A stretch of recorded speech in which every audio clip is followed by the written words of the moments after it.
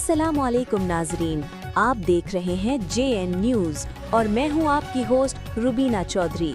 सबसे पहले नजर डालते हैं आज की अहम खबरों पर।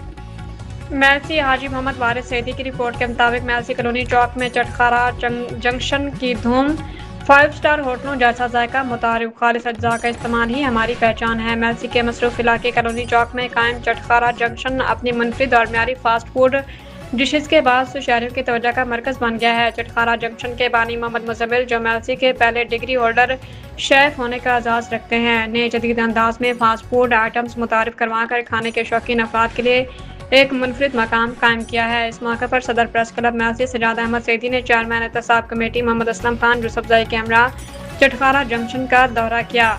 उन्होंने फास्ट फूड के म्यार, ज़ायके और सफाई को सराहा और म्यार के मुताबिक फास्ट फूड फराहम किया जा रहा है।